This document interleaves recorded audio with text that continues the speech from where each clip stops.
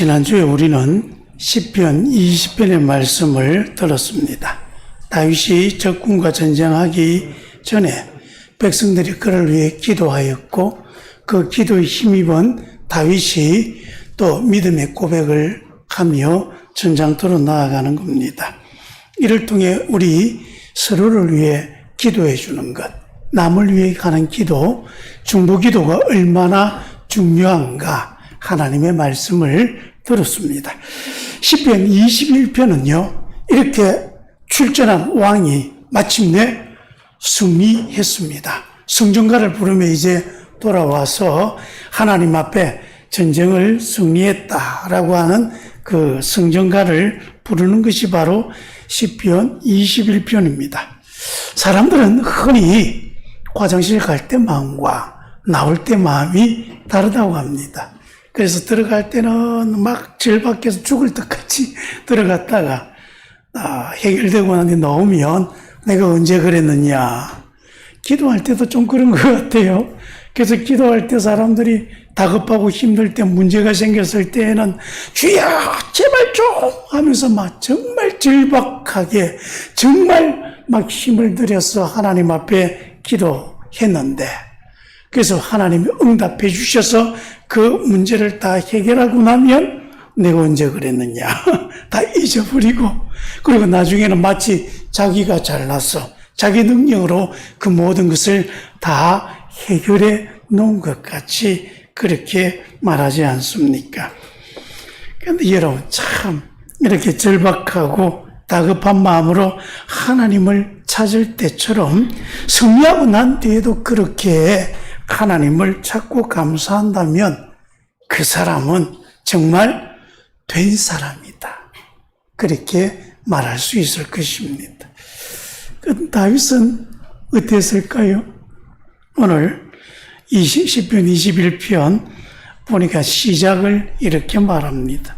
여호와여, 왕이 주의 힘으로 말미암아 기뻐하며 주의 구원으로 말미암아 크게 즐거워합니다. 그의 마음의 소원을 들어주셨으며 그의 입술의 요구를 거절하지 아니하셨나이다. 승리하고 돌아와서 보라 하면서 자기를 드러내고 자랑하는 것이 아니라 자신이 승리했지만 그 모든 승리는 하나님 덕입니다, 그렇게 고백하는 것입니다. 다윗은 그래서 자신이 얼마나 뛰어난 전략을 펼쳤고 얼마나 용감하게 나아갔고 얼마나 많은 적들을 죽이고 물리쳤는지 그런 영담은 하나도 말하지 않습니다. 도리어 저는 하나님의 힘으로, 하나님의 구원으로, 하나님의 응답으로 승리했습니다, 그러면서 하나님을 자랑하고 있는 것입니다. 그리고 3절에 가면 주의 아름다운 복으로 그를 용접하시고 순금간을 그의 머리에 씌우셨나이다, 그라고 하는 게 바로 다윗을 일컫는 것입니다. 그러면서 하나님이 자신에게 베푸신 그 은혜에 감사하고 있는 것입니다. 이 말에 다윗의 진심이 담겨 있고 또 다윗이 살아가는 삶의 태도가 역력하게 드러나 있습니다. 여러분, 휘영천 밝은 보름달, 그걸 보면서 이렇게 길을 걸어가 본 적이 다 있을 것입니다. 달을 보면서 참 좋다 우리 그렇게 이야기하지 않습니까? 정월대보름이나 뭐 또 추석 때가 되어지면 그 달 보면서 달이 무슨 힘이 있는지 몰라도 막 소원도 빌어대고 뭐 그렇게 하지 않습니까? 그리고 그 신비로운 그 빛이 주는 그 영향을 입는 거죠. 그래서 그 캄캄한 밤길에 이 보름달은 나그네의 길을 비추어 주고 또 잠 못 이루는 사람들이 창가에 스며들어와서는 조용히 그 사람의 아픔을 위로해 주기도 합니다. 여러분, 이 달은요, 세상의 그 어떤 조명도 흉내낼 수 없는 정말 아름답고 형용하기 어려운 그런 빛을 바랍니다. 이 아름다운 달빛, 근데 이 빛이 어디에서 오는 것입니까? 우리가 잘 알다시피요, 달은 스스로 빛을 내지 못합니다. 우리가 보는 그 영롱한 달빛은 달 저 멀리 있는 태양이 달에 비추어서 그 빛으로 우리가 달을 보는 것입니다. 그래서 이 달빛은 실제 태양의 반사광이다라고 말할 수 있는 거죠. 다윗의 고백이 그렇습니다. 세상은 우리에게 자꾸요, 스스로 빛이 내는 태양의 영광을 추구하라고 말합니다. 그래서 너 스스로 더 밝게, 더 강하게, 더 높게 그 스스로의 빛으로 세상을 압도하며 그러며 그 영광을 드러내며 살아라 부축입니다. 그러나 성경은 우리에게 다른 길을 제시합니다. 스스로의 힘을 자랑하는 영광이 아니라 창조주 하나님의 그 위대하신 빛을, 그 생명을 온몸으로 받아서 그것을 반사해서 드러내는 달빛 영광의 사람이 되어라, 그렇게 말씀하는 것입니다. 오늘 우리에게 주신 하나님의 말씀 이 시편 21편은 앞서 말했듯이 왕의 승전가입니다. 나라의 운명을 건 치열한 전쟁에서 승리하고 돌아온 왕과 백성들이 함께 부르는 감사의 노래입니다. 그런데 세상의 왕이었다면 아마 이랬을 것입니다. 보라! 내가 승리했다! 내가 이렇게 위대하다! 막 그러면서 자기 자랑을 하지 않았겠습니까? 근데 다윗은 여호와여, 왕이 주의 힘으로 말미암아 기뻐하며 주의 구원으로 말미암아 크게 즐거워하나이다. 그러면서 이 모든 승리는 바로 주의 힘과 주의 구원에 있다. 그래서 내가 이 승리의 기쁨을 노래하게 되었습니다. 그렇게 고백하는 거죠. 자신의 승리가 아니라, 자신의 능력이 아니라 전적으로 하나님의 능력 덕분입니다. 이 사실을 알았고 이를 고백하고 있는 것입니다. 그리고 5절에 가면요, 이걸 또 명확하게 보여줍니다. 주의 구원이 그의 영광을 크게 하고 존귀와 위엄을 그에게 입히셨나이다. 왕의 영광과 존귀와 위엄은 그 스스로 만들어낸 것이 아니라 하나님께 왕의 영광이라고 하는 옷을 입혀주시고 존귀한 위엄이라고 하는 왕복을 친히 입혀주셨다. 겉으로는 왕이라는 존재가 빛나는 것처럼 보이는데 가만히 들여다보니까 그 영광을 하나님이 입혀주셔서 그리 된 것이다. 이것이 바로 달빛 영광을 살아가는 삶의 첫 번째 비결입니다. 자신의 영광의 근원이 내가 아니라는 것을 아는 것입니다. 바로 하나님이 내 삶의 근원입니다. 이걸 아는 것이 바로 지혜입니다. 1924년 올림픽 때예요. 이제 열심히 그 금메달을 따기 위해서 노력하는데 영국의 한 달리기 선수가요, 아주 그 금메달이 유력시 되었습니다. 그래서 예선전에 다 1등으로 들어왔고 이제 결승전이 주일날 치러집니다. 근데 이 사람이 워낙 독실한 신앙이다 보니까 나는 주일날 예배 드려야 한다. 그러면서 주일날에 올림픽 경기에 나가질 않아 버렸습니다. 그랬더니 영국으로서는요, 다 따놓은 그 금메달인데 금메달을 하나 그냥 버려버리는 것이죠.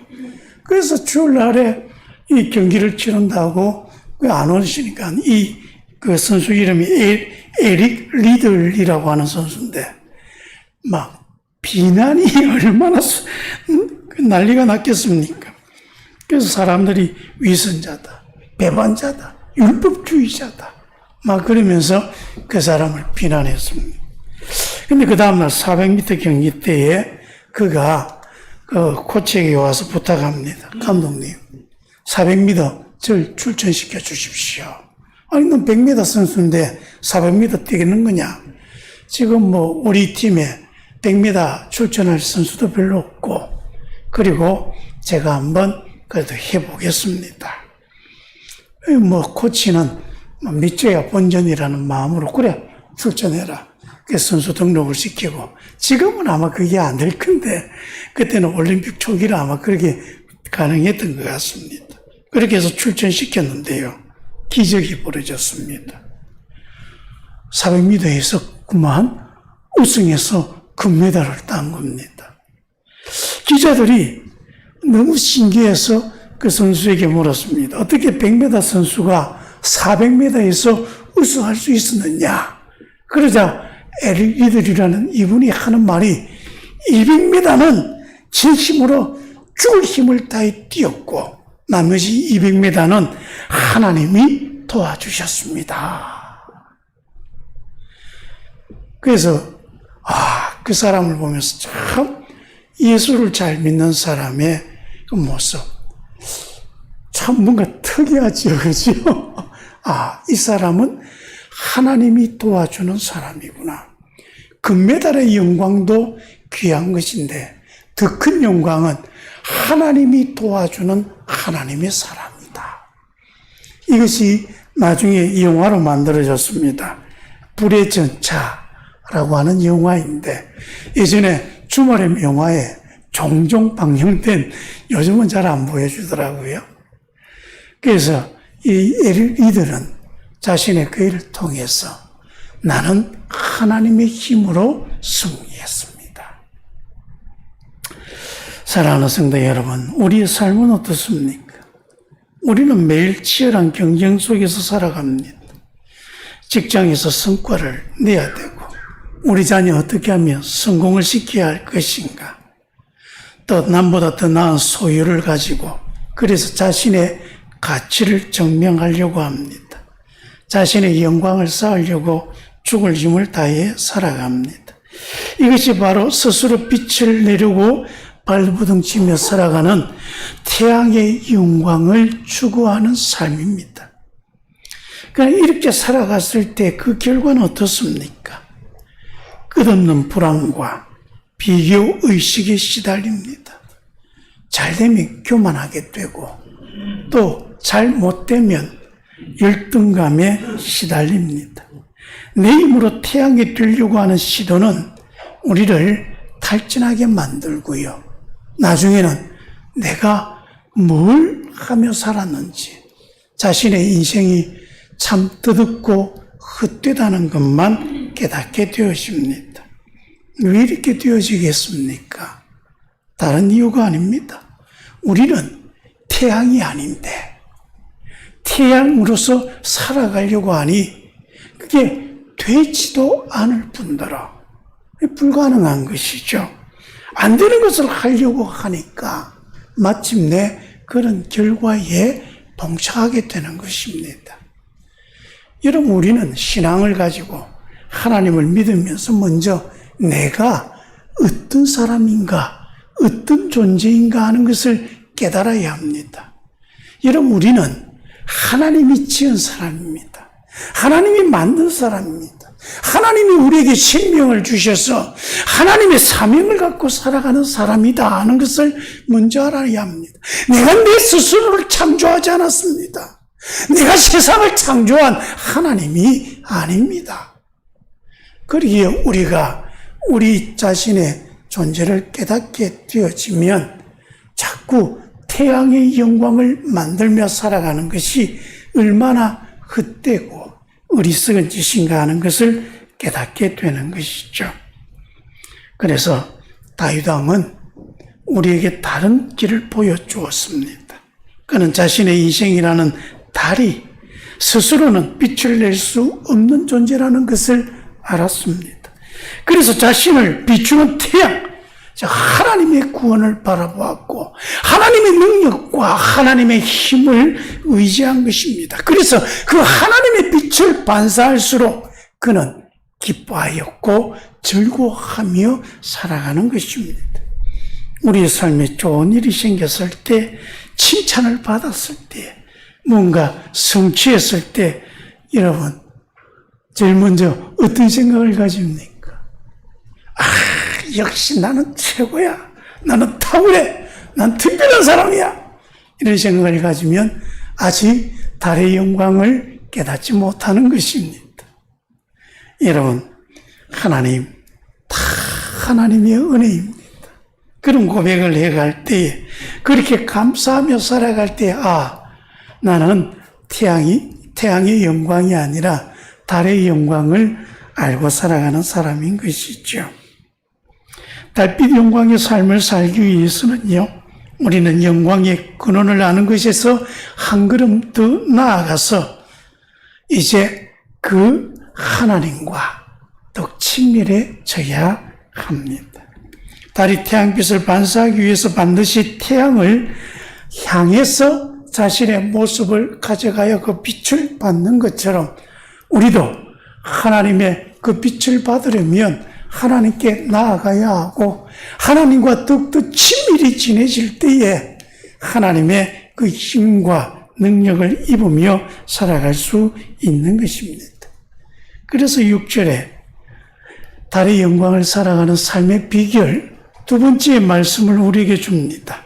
그가 영원토록 지극한 복을 받게 하시며 주 앞에서 기쁘고 즐겁게 하시나이다.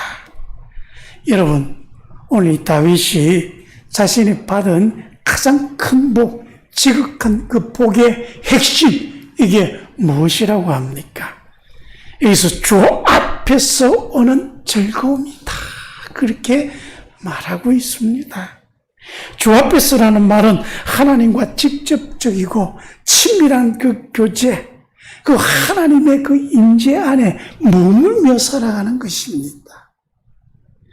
전쟁에서 승리하고 높아진 명성으로 국민들의 존경을 받으면서 이 모든 외적인 영광은요, 하나님과의 친밀한 결과에서 흘러나오는 결과물일 뿐입니다. 왕이 받은 진짜 복, 정말 지극한 그 복은 무엇입니까? 하나님 자체를 누리며 살아가는 것입니다. 그래서 여러분, 우리에게 빛을 주시는 바로 하나님의 그 임재 안에 거할 때 그 인생이라고 하는 달은요, 달이 태양빛을 받았을 때 빛을 비추듯이 자연스럽게 그 삶에서 기쁨의 빛과 감사의 빛과 평강의 빛이 그렇게 반사되게 되어지는 것입니다. 그런데 많은 그리스도인들이 이 비결을 잘 깨닫지를 못하는 것 같습니다. 신앙생활하면서 너무 힘들어합니다. 우리는 종종 그 빛의 근원이신 하나님을 구하기보다 그분이 주시는 선물, 그 달빛 자체에 자꾸 거기에 집중하니까 힘든 것이죠. 하나님 건강의 복을 주십시오. 재물의 복을 주십시오. 성공의 복을 주십시오. 그렇게 늘 기도하는데 그 기도할 때에 정작 구해야 될 게 뭡니까? 그것을 통해 하나님을 즐기는 것입니다. 그런데 우린 자꾸 어디에 집중해요?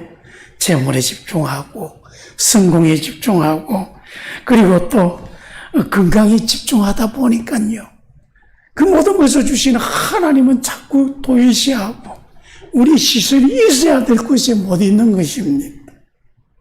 그래서 자꾸 건강이나 재물이나 성공이나 우리가 구하는 것에 집중하다 보니까 그것이 신앙의 목적이 되다 보니까 그 선물이 주어지지 않으면 쉽게 포기하고 원망하고 그래서 우리의 신앙이 참 어려워지는 것입니다. 여러분 혹 시간이 되시면 그 프랭크 앤 갓이라고 하는 영화가 있습니다. 아마 그 검색하면 볼 수 있을 텐데요. 프랭크 대 하나님. 미국의 로맨스 코미디물이라고 하는데 내용이 좀 특이합니다. 이 프랭크라고 하는 사람이 변호사인데 한날은 자기 집에 토네이도가 막 와가지고요. 그 집을 그냥 박살내버립니다. 근데 그 집에 자기가 정말 계속 사랑하며 같이 가족처럼 살았던 개가 그냥 그 토네이도 때문에 휩쓸려서 죽게 됩니다. 너무 화가 났습니다. 하나님 도대체 나한테 왜 이러는 겁니까? 하다가 이 모든 건 다 하나님 책임이다. 나는 하나님한테 보상을 받아야 되겠다. 고발장을 냅니다. 그리고 법원에 고발장을 내서 뭐라고 하느냐 하면 하나님이 내게 끼친 손해를 배상해 주십시오.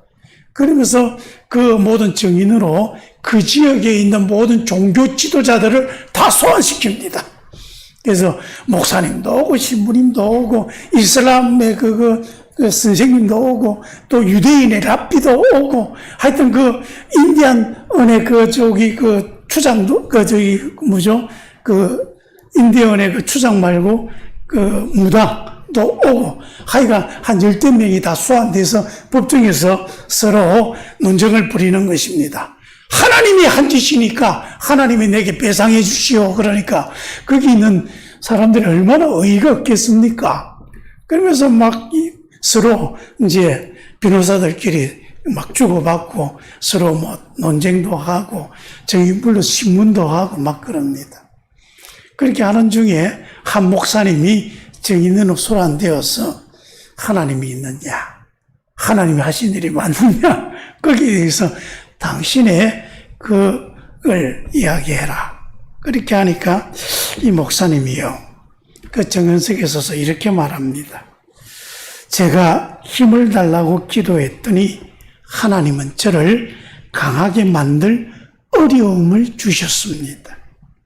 제가 하나님께 지혜를 구했더니 하나님은 해결해야 할 문제들을 주셨습니다. 제가 하나님께 용기를 달라고 구했더니 하나님은 제가 극복해야 할 위험을 주셨습니다. 제가 하나님께 사랑을 구했더니 하나님은 도움이 필요한 사람들을 제게 보내주셨습니다. 그래서 제 기도는 언제나 응답되었습니다. 그렇게 말합니다. 여러분, 신앙의 기쁨이 어디에서 옵니까? 문제가 해결되었을 때만, 내가 원하는 것을 얻었을 때만 그래서 기쁘고 감사한 것입니까? 아니면 아무것도 가진 것도 없고 상황이 여전히 어려울지라도 주 앞에서 그리고 그분의 임재 안에서 머무는 것만으로 기뻐하고 즐거워할 수 있는 것입니까? 여러분, 우리의 삶이 달빛 영광을 지속적으로 반사하기 원한다면 우리 매일 시간을 정해서 하나님께 우리의 얼굴을 향해야 합니다. 기도의 골방에서, 말씀의 묵상 속에서, 찬양의 자리에서 주 앞에서 그분과 교제하는 시간을 계속 가져야 합니다. 그리고 우리에게 닥쳐진 그 문제를 해결하기 위해 하나님 앞에 간절히 구하면서 실제로는 그 문제가 해결되는 것도 중요하지만 내가 하나님 앞에 간절히 부르짖는 속에서 하나님과 갖는 그 교제, 하나님과 만나는 그 만남, 하나님의 내일에 관심을 들어주시는 하나님의 그 사랑을 우리가 누려가는 것입니다. 그때 우리는 세상이 줄 수도, 세상이 알 수도 없는 기쁨으로 충만하게 될 것이고요. 우리의 삶은 그 기쁨의 빛을 어두운 세상에 자연스럽게 반사하며 살아가게 될 것입니다. 마지막으로 달빛 영광의 삶의 목적은 어디입니까? 그것은 바로 나를 통해 빛의 근원이신 하나님을 찬양받게 하는 것입니다. 다른 결코 나를 보라, 내가 얼마나 아름다운가 소리치지 않습니다. 그저 묵묵히 태양빛을 반사할 뿐입니다. 그리고 사람들은 그 아름다운 달빛을 보며 감탄하고 더 나아가 그 빛을 만드신 하나님의 위대함을 생각하게 되는 것입니다. 그래서 13절에 여호와의 주의 능력으로 높임을 받으소서 우리가 주의 권능을 노래하고 찬송하리이다. 여러분, 이 간단한 이 말에서요, 뭔가 바로 앞부분과 차이 나는 게 있다는 걸 발견하시겠습니까? 그 이전까지는요, 다윗이 자기 개인의 고백을 해오다가 마지막에 결론에 가서는 뭐라고 합니까? 우리가 공동체를 이야기하는 것입니다. 그래서 시작은 왕 개인의 승전을 한 기쁨에서 시작하였고 마무리는 우리라고 하는 공동체의 기쁨으로 나아가는 것입니다. 한 사람의 삶에 임한 하나님의 은혜, 그 달빛 영광이 너무나도 밝고 아름답기에 그것을 본 모든 공동체가 그 빛의 근원인 하나님을 찬양하게 되는 것입니다. 그래서 왕은 자기 자신만을 위한 삶이 아니라 이를 통해 모든 백성으로 하여금 하나님의 위대함을 보게 하였고 그들로 하여금 하나님께 나아가게 하는 복의 통로가 된 것입니다. 이것이 달빛 영광을 추구하는 우리들이 가져야 할 사명입니다. 예수님께서 우리에게 너희는 세상의 빛이라 말씀하셨습니다. 그러면서 너희 빛이 사람들 앞에 비치게 하여 그들로 너희 착한 행실을 보고 하늘에 계신 너희 아버지께 영광을 돌리게 하라. 이렇게 말씀하십니다. 우리의 착한 행실, 우리의 거룩한 삶, 세상과 구별된 우리의 모습은 그 자체로 우리 자신을 자랑하기 위한 인생이 아닙니다. 도리어 우리의 삶, 우리의 빛을 보고 빛의 근원인 태양이신, 태양이다 하는 게 좀 이상합니다만 하늘에 계신 우리 아버지께 시선을 돌리고 찬양하기 위한 것입니다. 직장에서 정직하게 일하는 여러분의 모습을 동료 사람들이 보면서 뭔가 다르구나. 하나님을 믿는 사람은 저리 살아가는가. 그것이 바로 달빛 영광입니다. 이웃과의 관계 속에서 때로 손해를 보는데도 뭔가 중요한 일을 하기 위해서 때로는 사랑과 그 용서의 삶을 실천한다면 그래서 그리스도의 사랑을 세상 사람들에게 보여진다면 달빛 영광을 나타내는 것입니다.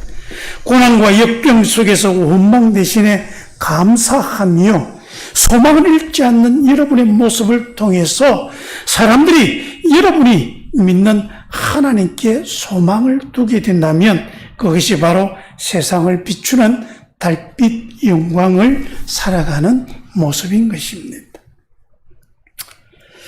사랑하는 성도 여러분, 오늘 우리 이 말씀을 통해 세상 우리에게 스스로 빛을 내라는 태양이 되라는 속삭임을 계속하고 있다는 걸 알아야 합니다.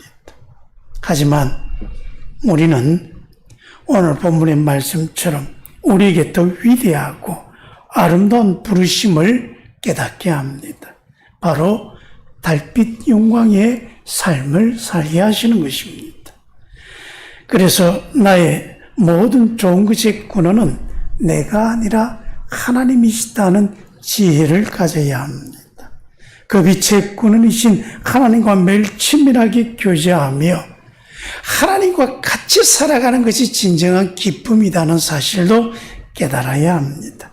마지막으로 그렇게 반사된 빛을 통해 세상 사람들에게 하나님의 아름다운 모습을 보여주는 것, 이게 바로 내 인생의 사명이라는 것도 깨달아야 합니다. 우리는 꼭 휘영청 밝은 보름달일 필요는 없습니다. 때로는 구름에 가려지기도 하고 그래서 너무 연약해 제대로 보이지도 않는 초승달처럼 보일 때도 있습니다. 그러나 여러분 기억하시기 바랍니다.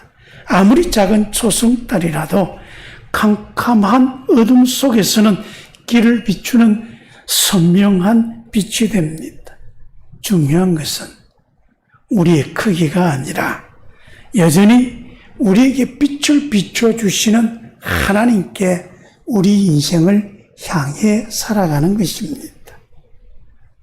아직도 태양이 되려고 하는 그 마음을 포기하지 않으십니까? 이제는 내려놓으시기 바랍니다. 태양이 되려고 하는 그 무거운 짐을 내려놓으시기 바랍니다. 우리를 달빛 영광의 삶으로 부르시는 주님의 초대에 응답하시기 바랍니다. 그래서 저와 여러분의 삶이 이 어두운 세상에서 하나님의 사랑과 은혜를 아름답게 반사해 가며 많은 사람들로 하여금 빛의 근원이신 우리 하나님 아버지께로 나오게 하는 복되고 영광스러운 주님의 통로, 주님의 빛을 반사하는 멋진 달이 되시기를 주의 이름으로 축원합니다. 기도하겠습니다. 고맙고 은혜가 많으신 아버지 하나님, 우리가 태양의 빛을 받아 그 빛을 비추는 달처럼 우리도 하나님의 영광의 빛을 받아 하나님의 생명으로 살아가는 하나님의 사람인 것을 깨닫고 또 그래서 하나님을 의지하며 우리의 소망을 하나님께 두고 살아갑니다. 언제나 우리를 기억해 주시고 우리를 인도해 주시어 우리의 삶에 하나님의 영광이 더 힘있게 돋아날 수 있도록 그 빛으로 세상을 구원해 갈 수 있도록 은혜 더하여 주옵소서. 예수님 이름으로 기도합니다. 아멘.